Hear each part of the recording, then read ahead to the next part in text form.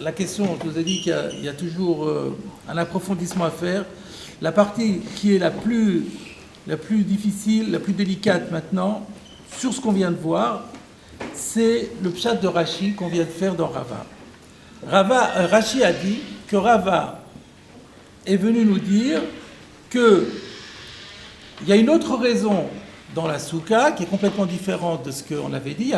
C'est pas du tout lié à Gzera Shema Yeradem, comme on vient de voir. C'est que En Keva la Shina, donc il n'y a pas de différence entre Araï et Keva, donc c'est normal. Si Keva est interdit, Araï l'est aussi, là c'est très clair. Mais Rashi a rajouté, et d'après Rava, pour les tfili, il n'y a pas du tout de Gzera Shema Yeradem, donc on peut les mettre sans mettre la tête entre les jambes, etc. De sorte que Rava, il est en désaccord avec tout ce qui a été dit auparavant. La question qu'on peut poser à Rashi, c'est mais d'où Rashi a sorti, d'où Rashi sort que le débat entre Rava et ce qui précède, il est tellement large. C'est-à-dire que non seulement il a une nouvelle explication, une nouvelle interprétation de la défense de Haraï dans la Soukha, mais en plus, il conteste complètement le schéma Yeradem, avec une application que pour les tfilines, on peut faire comme on veut. On pourrait avoir une lecture moins extensive de ce que dit Rava. On pourrait dire, Rava reconnaît qu'il y a une crainte de schéma Yeradem. C'est tout ce qu'on a dit, on ne va pas remettre en question, parce qu'en plus c'est dur de dire que Rava, il est relègue sur Rabbi Yochanan. Rabbi Yochanan, c'est quand même une grande autorité, et sans raison, on voit que Rava, tout d'un coup, il dit, non, moi je ne suis pas d'accord. Moi, je ne suis pas d'accord. Il peut dormir, il n'a pas besoin de mettre la tête entre les jambes. La Braïta, elle dit Yoshen Shinatara, il peut dormir comme il veut. Parce qu'il n'y a pas de crainte de Shema Yeradem. Alors que Rabbi Yochanan, il a dit qu'il y a une crainte de Shema Yeradem. Avant lui, il y avait un autre aussi qui disait qu'il y a une crainte de Shema Yeradem. Et donc, on aurait très bien pu comprendre que Rava, il est d'accord qu'il y a une crainte de Shema Yeradem. Et que pour les tfilines, il faudra prendre toutes les mesures quand on dort un tout petit peu pour ne pas risquer de sombrer dans un sommeil profond. Alors dans ce cas-là, qu'est-ce qu'il est venu rajouter? Il est venu rajouter, mais dans la soukha, c'est pas ça la raison.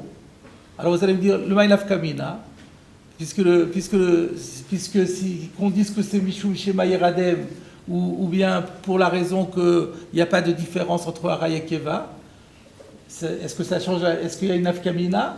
Bien sûr, il y a des nafkaminot.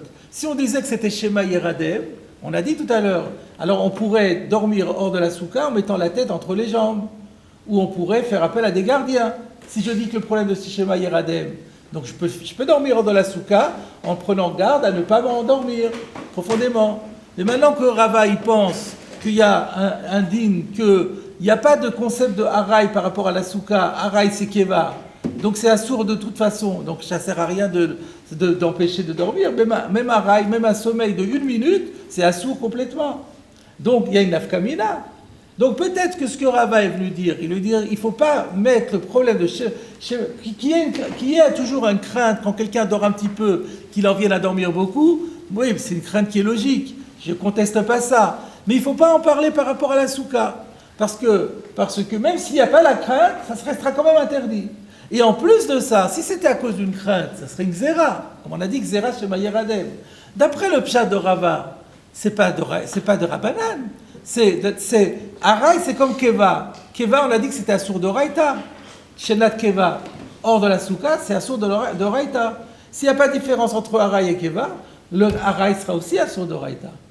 Donc même si Rava, il est en accord complet avec la notion de crainte qu'un sommeil léger puisse dégénérer en un sommeil profond, et que de ce fait pour les tfilines il y a des implications, il est quand même en droit de dire mais c'est pas ça la raison de la soukha, avec des implications plus graves, que même si on n'a pas la crainte qu'il dorme beaucoup, même un petit peu, il n'a pas le droit de dormir hors de la soukha. Et s'il le fait, il va faire Aïsod d'Oraïta. Voilà comment on pourrait comprendre. Il fait quoi du Teshuvah Kentadourou? Pardon? Dans ces cas-là, il ferait quoi du Teshuvah Kentadourou? Parce que malgré tout, dans l'année, les gens ils sont pas toujours dans leur lit quand ils s'assoupissent. Quand on dit qu'il n'y a pas Haraï et Keva. Oui, mais de toute façon, c'est une question que tu peux poser sur Rava. Oui. Rava, c'est ça la notion de haine. Tu peux pas créer une catégorie en disant parfois des gens dorment à l'extérieur un petit peu. Mais un petit peu ou beaucoup, c'est pareil. Donc ça veut dire que parfois, quelques petites fois, des gens dorment à l'extérieur. Mais pris sur l'ensemble des sommeils, c'est rien du tout, c'est négligeable, ça ne peut pas créer une halakha. C'est ça le principe, c'est ça ce qu'il veut dire. Donc, la difficulté majeure, et les Haronim vont se poser la question, c'est quelle est la contrainte d'où Rashi a sorti ça. Et pour conforter ma question, je vais vous montrer qu'il y a des Rishonim qui sont cholek sur Rashi et qui disent que Rava reconnaît que dans les Tfilin, il y a un din de Shema Yeradem. Même si par rapport à parce que l'halakha, elle va être comme Rava par rapport à la Souka. Mais pour autant, il y en a qui disent, mais Rava, il est seulement cholek par rapport à la raison de Souka, mais il est tout à fait d'accord qu'il y a une xéra de Shema Yeradem. Donc, si dans la mesure où il y a des Rishonim qui pensent comme ça, pourquoi Rashi n'a pas voulu penser comme ça? Quelle est sa contrainte? Voilà la problématique majeure qu'il y a lieu de se poser dans cette souga. Alors, déjà, je vais vous citer, d'abord ce constat que j'ai fait, que Rashi pense que dans les tefilines, c'est permis sans la moindre précaution. Le Rabbi Avraham Minahar le met en valeur en disant Perash Rabbeinu Shlomo, il a dit ça et il a dit que pour les tefilines c'est permis, ce qui est un chidouche. Mais par contre, le Re'a dit non. Le Re'a, Rabbi Aaron Halevi, que j'ai cité déjà, il dit non. Rava reconnaît qu'il y a une xéra de Shema Yeradem dans les tefilines, et que si quelqu'un veut porter les tefilines, il n'a pas le droit de faire Shinatarai, à moins de prendre les précautions qui ont été dites dans la Gemara. Et le Meiri, il ramène les deux shittot, il est posé comme Rashi. Je vais vous citer le Meiri. Yesh poskim, il y a des décisionnaires, bemunachim berosho, quand qui parle de quelqu'un qui a les tefilines sur la tête, shelo itiru baem shinatarai, et qui ont dit qu'on n'a pas le droit de dormir un sommeil léger, et là, bemoser shinato leacherim, sauf si on a demandé à des gardiens de nous surveiller. Et là, c'est là ce Meiri dont on voit qu'il pense que même dans la Yesh Poskim, que dans la Maskana de la Halacha, la réponse de Moser Shinato n'est pas annulée complètement. Ce qui a été annulé complètement, c'est l'Acher. Mais l'Acherim, ça reste valable. C'est ce que je disais tout à l'heure. Ça, c'est la preuve du Meiri. Et donc, Obemeniar Rosho Ben Birkav. Il y a donc deux solutions. Si on veut porter les tefilines et faire un petit sommeil, soit prendre 2 surveillants, soit mettre la tête entre les genoux. Chez Chosheshim, le Shema Yeradem, parce qu'on a peur qu'il en vienne à s'endormir. Alors là, il dit que Braïta Amura le Mala, conformément à la Braïta qui est dite plus haut. Ça, c'est un peu problématique parce que c'est pas la Braïta n'a rien dit. C'est les commentateurs de la Braïta qui l'ont dit. Bon. Et là, chez Anou Poskim, mais nous, le Meiri parle de lui-même à la première personne du pluriel, mais nous avons une autre halakha, que Terut Zacharon, qui est conforme à la dernière réponse proposée par la Gemara, chez En Keva le Shena, qui ont dit que par rapport au sommeil, il n'y a pas la notion de Keva, aval le Shema Yeradem En Chosheshin Klal, et qui, mais par contre, n'a aucun problème de crainte qu'on en vienne à dormir, ou Bitfilin, Mutar, Be'arai, Belom, Serat, Shina, et que dans les tfilin, c'est permis de façon provisoire, un petit sommeil, sans le fait de demander à des personnes de nous surveiller, et sans le fait de mettre la tête entre les genoux. Donc le Meiri et Rashi sont dans la même école, et c'est sur les deux que se pose la question, mais d'où ils ont sorti ça, alors qu'on aurait très bien pu comprendre le contraire. Le Ritva fait comme son maître. Donc je vous donne encore un exemple, comment le Ritva s'exprime. Aval betfilin de Tama Mishum Afacha, concernant les tefilin, où la raison d'interdire de dormir, c'est de peur qu'on émette des gaz, l'eka le messar, et là, bekava mamash, sheyesh la chouch bafacha. Il n'y a lieu d'interdire que lorsqu'il fait vraiment un sommeil profond, là il y a un risque d'émission de gaz, ou le fichach, et pour cette raison, shinatarai mutar, dormir de façon légère, c'est permis, ou bilvad, mais à condition, bemenia rosho ben birkav, qu'ils mettent la tête entre les genoux que Rabbi Yochanan, conformément à Rabbi Yochanan. Deahi lo dachile Rava. Parce que cette partie-là, Rava ne l'a pas réfutée. Ça, c'est ça que je voulais vous montrer. Le Ritva dit clairement qu'on peut distinguer Rava et Cholek sur Ravashi, mais il n'est pas Cholek sur Rabbi Yochanan. Il est Cholek sur la raison de Souka, il n'est pas Cholek sur le din des Tefili. Et donc voilà la question. Velo atar Rava, elle a les frouchetama de Souka. Rava n'est venu qu'expliquer la raison de Souka, mais il ne s'oppose pas à ce qui a été dit par rapport au din des Tefili. Donc on a ici une question halachique maintenant d'ailleurs, il faudra qu'on réfléchisse au niveau de la halakha. Comment on est possèque, nous, par rapport au tefilin? Est-ce qu'on peut porter le tefilin araï sans shomer, ou est-ce qu'il faut un shomer? Ou mettre les genoux, la tête entre les genoux? Voilà une question. Mais sur le plan du pshat de Rashi, quelle est la contrainte de Rashi? Alors, le Sfat Emet, le Aruch Loner se cassent la tête et ils essayent de trouver des preuves dans la suite de la Gemara que nous n'avons pas fait. Peut-être on va le faire et peut-être que si on le voit, on en parlera. Moi, je voulais vous donner ma proposition de pshat dans Rashi, qui je pense, le plus simple, même si peut-être par la suite on trouvera peut-être encore des textes qui vont dans le même sens, mais je pense que d'ores et déjà, on peut expliquer pourquoi Rashi a pensé que Rava remettait en question tout le principe de Shema Yeradeh. Pourquoi? Il faut bien voir la construction de la Gemara depuis le début. Qu'est-ce qu'on a vu au début? On a demandé pour quelle raison on interdit dans la Souka Shinatarai. On a répondu Gzera Shema Yeradeh. Ravashi a dit Gzera Shema Yeradeh. Abaye attaque et il dit, regarde, il y a une braïta qui dit que Shinat Keva avec les tefilin c'est assour, Shinatarai c'est moutar. Qu'est-ce qu'il veut démontrer Abaye? Il veut démontrer qu'il n'y a pas de crainte de Shema Yeradeh. C'est ça ce qu'il veut démontrer. Comment tu peux dire qu'il y a une crainte de Shema Yeradeh? Dans les tefilin, on n'a pas eu cette crainte. Donc tu vois qu'il n'y a pas de xéra. Ça montre que Abaye, lui, il trouve que c'est un gros chidouche de dire qu'il y a une crainte de Shema Yeradeh. Il ne l'admet pas. Et il amène une braïta qui a l'air de dire, il n'y a pas, chez Araï, c'est moutard.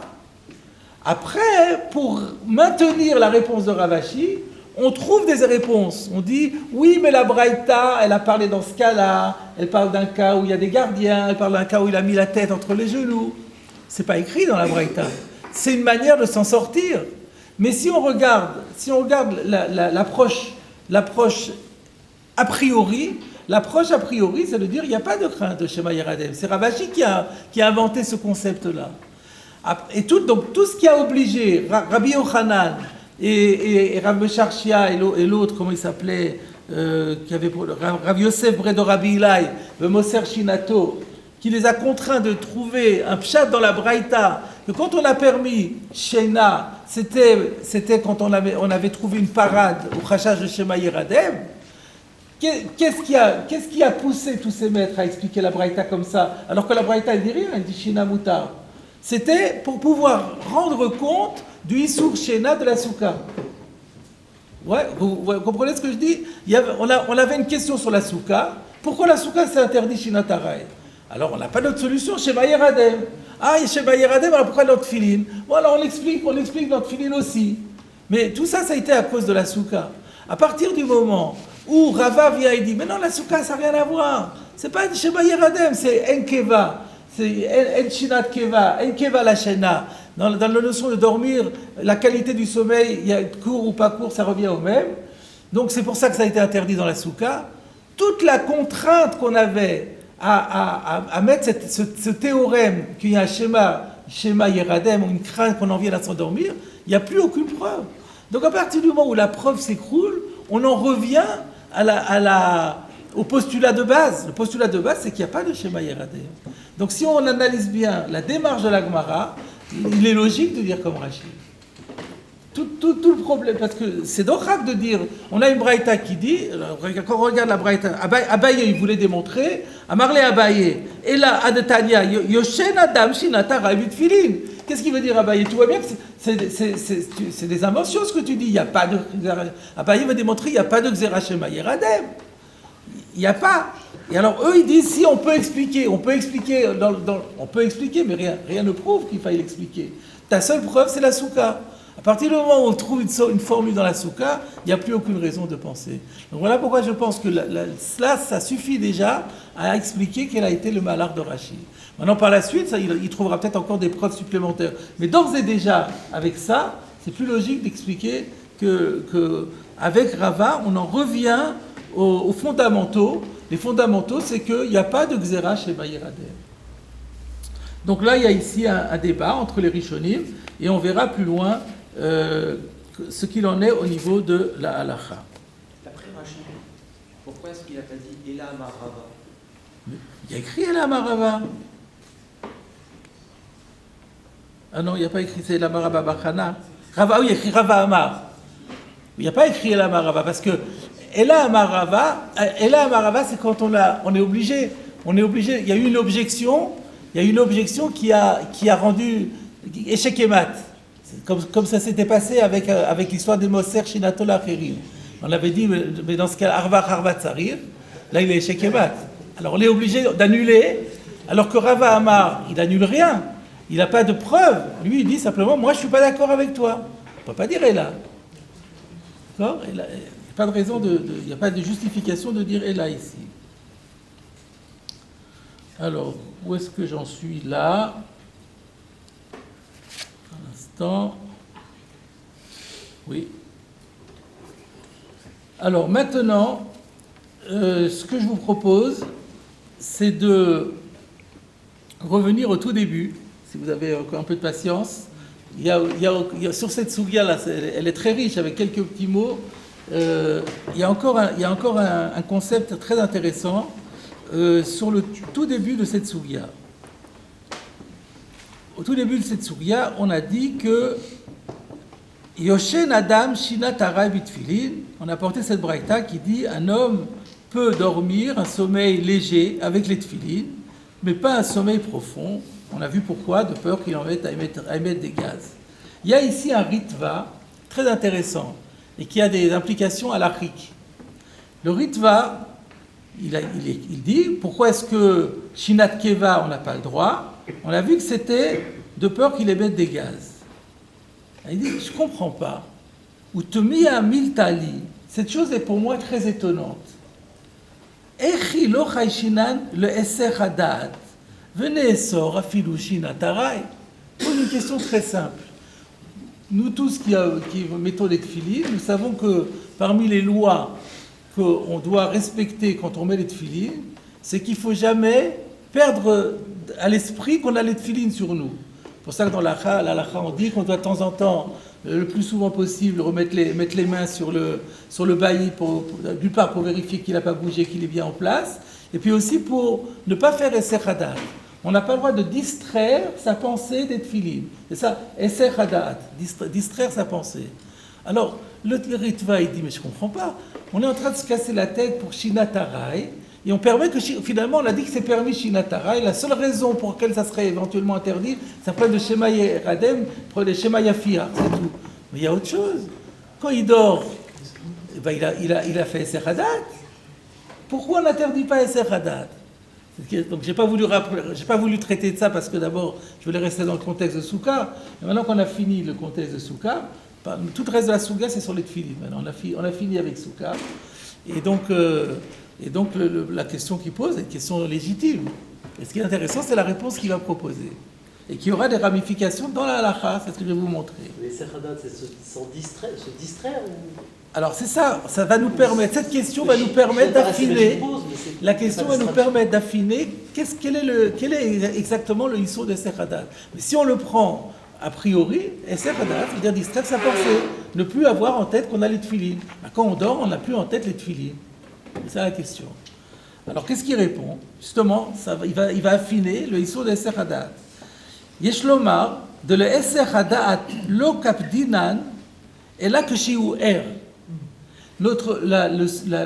L'exigence de ne pas distraire sa pensée des tefilines, c'est seulement quand on est conscient, quand on est réveillé.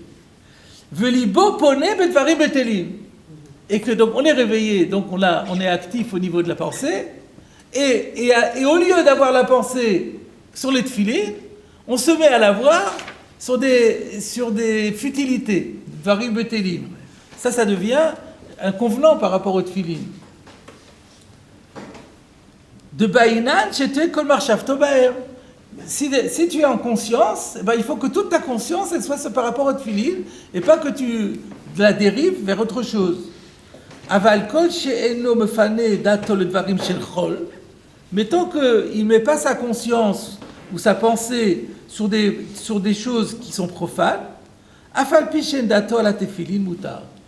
Donc même s'il n'a pas en tête les tefilines, c'est pas grave. Donc c'est pas le inyan n'est pas d'avoir tout le temps les tefilines en tête, mais de mettre autre chose à la place des tefilines, de se mettre dans la tête quelque chose de profane à la place des tefilines. Et là, il y aura une application où minata amazé, c'est pour cette raison, ou koreba Torah, ou mitpalel, betfilin berosho. Il a dit, si on y pense bien, on lit la Torah, on fait la tefila, et on a les tefilines sur nos têtes. Mais quand on fait la tefila et la créé la Torah, notre pensée, majoritairement, elle n'est pas sur les tefilines, elle est sur autre chose. Mais c'est pas grave. C'est pas grave parce que c'est pas des dvarim chol. C'est ça donc le afalpi chez dato alehem bevadai. C'est sûr que sa pensée n'est plus sur les tefilines, mais c'est pas grave parce qu'il est sur il a toujours la tête à des choses saintes, à la Torah, donc c'est très bien. Donc cette question-là nous a permis de Shilatarai nous a permis de définir quel est le issour de Esser Hadat. C'est bizarre parce que le dîner de filines à la base c'est toute la journée. Alors justement, effectivement, donc alors on va faire un petit peu, je vais vous faire un petit balayage de la halakha sur cette question-là. Donc, d'après ce ritva, je n'ai pas encore dit que c'est la halakha, hein, c'est juste un ritva, mais c'est un ritva dans Souka. On est juste dans Souka, il n'y a pas beaucoup d'auteurs qui en parlent, pile on est tombé là-dessus. Donc, que pour lui, le issour de Esser Hadat, c'est pas que il n'est pas en tête les tefilines, mais qu'il utilise sa pensée sur des choses extérieures aux tefilines.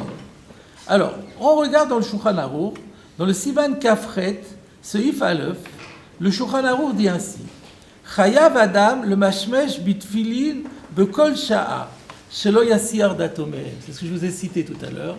On a l'obligation de tâter avec les mains les téphilines le plus souvent possible pour ne pas distraire notre pensée des téphilines. Le Mishnah Bora explique que chaque fois qu'il y pense, il doit le faire parce que c'est ainsi qu'il va toujours se rappeler l'existence des téphilines. Et que d'autre part, il va aussi pouvoir accessoirement vérifier qu'ils sont bien en place. Et ensuite, il rajoute ou be'et atfila en tsarir le mashmesh baer. Mais au moment où on est dans la tfila, là, c'est pas la peine.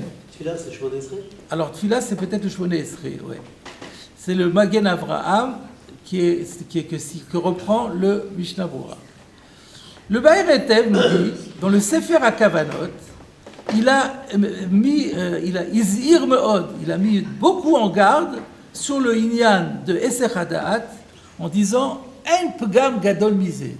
Il n'y a pas de faute plus grande que ça. Donc c'est terrible. Sefer HaKavanot. Et le Sha'arei Tshuva reprend ce Baer Etev et il dit et voilà ce qu'ont écrit les Gouré Ha'ari. Vous savez ce que c'est les Gouré Ha'ari? Les lionceaux du lion. C'est un jeu de mots, parce que le Hari, c'est le Hari Akadosh. C'est Ashkenazi Rabbi Yitzhak. Hein, les initiales, c'était Rabbi Yitzhak Ashkenazi. Donc Ashkenazi Rabbi Yitzhak, ça fait Hari. Ses élèves se sont appelés les Gourim. Les Gourim, ça veut dire les lionceaux.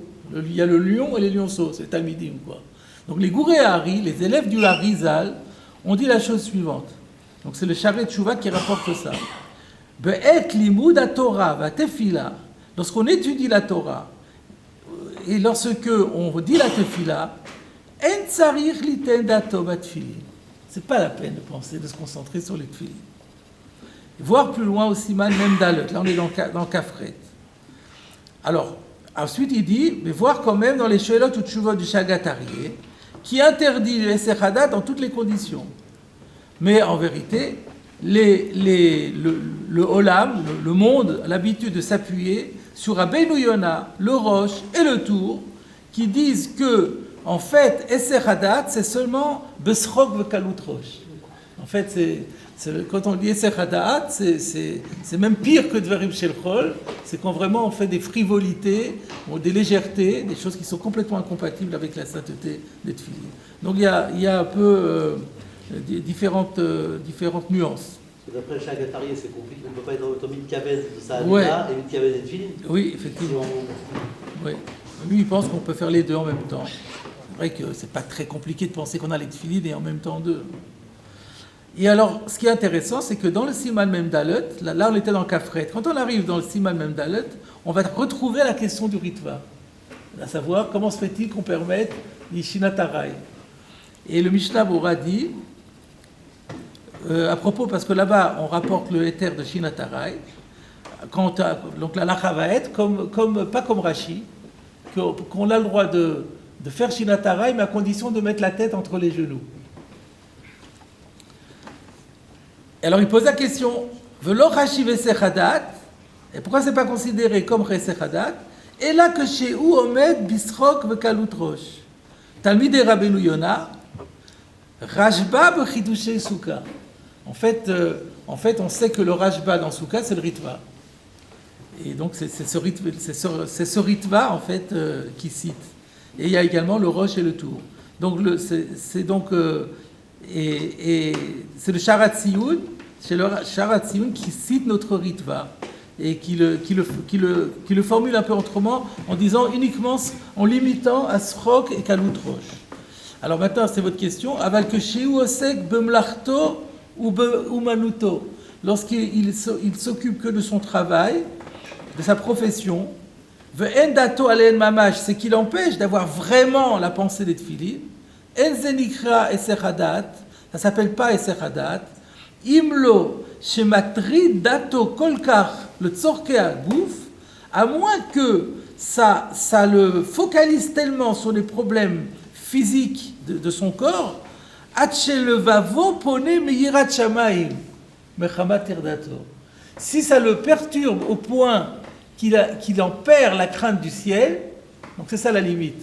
Il y a Kalut Rosh, et si dans son travail, il est en train de faire une escroquerie, par exemple, il est en train de combiner une escroquerie, là ça va plus. Et si ça dépasse et ça lui fait oublier sa yirat shamaim, alors là ça devient interdit. Alors il dit, mais quand il dort, c'est bien. Quand il dort, il a oublié les bêtises. Les bêtises de ce monde, il les a oubliées, donc il peut dormir avec. Maintenant, il rajoute quand même que le Beit Hadash dit que c'est mitzvah min hamuvchar, de penser toujours au tefillin et pas de jamais distraire son esprit et surtout pas d'avoir des mauvaises pensées en même temps que le tefillin. Et c'est seulement au moment de la tefila et du limoud qu'on n'a pas besoin de penser au tefillin. C'est-à-dire que tant qu'on n'est pas dans la tefila et le limoud, dès qu'on est dans le chol, il faut quand même garder le tefillin parce que ça sert un peu de garde-fou. Alors on pourrait, au lieu de dire comme Rashi, on pourrait tenir qu'il y a Araï, on permet, mais qu'un sommeil profond, alors on risque d'avoir des mauvaises pensées. Ah non, mais le sommeil profond, il est interdit. Oui, non, mais je veux dire... Il est interdit chez Mayafia, de toute façon. Mishum Yafia, mais on pourrait dire Mishum Esaradat, du coup. Pourquoi Que dans un sommeil profond, on peut avoir des mauvaises pensées. Pourquoi plus et dans le léger, on ne peut pas avoir des mauvaises pensées. Mais on n'est pas conscient. Comme c'est inconscient, on n'est pas responsable. Donc on a parlé de conscience. Voilà. Donc tout ça revient à peu près au même. Et donc, ah oui, donc il y a juste encore un biur halacha qui reparle de ça en disant, regardez dans le Mishnah Bora, j'ai dit que seulement pendant la tfila et le limoud, on a le droit à ce moment-là de ne pas penser au tfilin. Alors il signale, bien que le Pri Megadim ait écrit que c'est bien de ne jamais faire abstraction des tfilin, même au moment de Kriyat Shema et de la tfila, lo satamiken, j'ai pas été d'accord avec. Le Mishnah Bora il dit, le Pri Megadim a été très loin. Il a dit même pendant la tfila, toujours penser au tfilin. Mais j'ai pas validé. Pourquoi ? Parce que le Baer Etev, il a cité les Gouré Hari, que j'ai cité tout à l'heure, et qui disait que quand on fait la Tfila et la Torah, c'est pas la peine. Ou Bifrat, je terminerai là-dessus, ou Bifrat Shematzati Besefer Or Zarua, et d'autant plus que j'ai trouvé dans le livre Or Zarua, dans le Siman Tafkuf Pe'e, V'tzarich Adam, que chez Ulaviush Tfilin, un homme a l'obligation, lorsqu'il porte les tfilin, l'izkor chez tfilin alav, de se souvenir qu'il a les tfilin, velo le asiar dato mehem, et ne pas distraire sa pensée, chez lo yishan bahem, velo yafir bahem, il ne faut pas qu'il dorme avec et qu'il émette des gaz avec, qui mechamat chez zocher, chez nosé shem anichbad alav, car par le fait qu'il va se rappeler qu'il porte le nom de Dieu sur lui, Enobal idée kalut roche. Il n'en viendra pas à la frivolité. Vetofes sirat shamaim belibo. Ça va l'obliger à garder la crainte du ciel dans son cœur. Que d'amrinan beperek enomdin, comme on voit dans Brachot, ilkar que chez Adam ochaven libo bitfilato obe alacha shelo. Pour cette raison, si quelqu'un met toute sa pensée dans la prière ou dans l'étude de la halacha, enze sechadat, de kol sheken de ikayirat Hashem. Donc, qu'est-ce qu'il y a écrit ici? C'est nouveau. La nouveauté dans le Or Zarua, c'est que la raison pour laquelle on demande de penser au tfilin, c'est que grâce au tfilin, on pense au respect d'Hachem et à la yirat shamayim. Et donc, du coup, il dit, si on fait la tfila où on l'étudie, on a de toute façon, on baigne dans la yirat shamayim. Alors, on n'a même plus besoin des tfilin, parce que ça, enfin, encore mieux que les tfilin. Donc, le Mishnah dit, avec ça, j'avais pas besoin. Donc, en conclusion, quand on a les tfilin, on n'a pas le droit de penser à des choses frivoles, à des mauvaises pensées, à des choses chol autant que faire se peut. Et par contre, quand on est dans la Torah et la tfila, dans ce cas-là, on peut se libérer un petit peu. Mais cela dit, on a arrêté aujourd'hui, la plupart du temps, de mettre les tfilines pendant toute la journée, justement parce qu'on a peur de ne pas être à la hauteur de toutes ces exigences, que ce soit Goufnaki, que ce soit le reste. Voilà, donc j'ai terminé une partie. Je ne sais pas, il y a encore beaucoup à étudier, mais qu'est-ce que vous pensez? On continue encore ou on arrête ici? Troisième. Pardon? Troisième module. Troisième module, ouais, c'est ça. On fait encore un troisième module? Ceux qui veulent arrêter le peuvent. Sinon, je vous propose un troisième module. Il ne dit pas là-bas que si jamais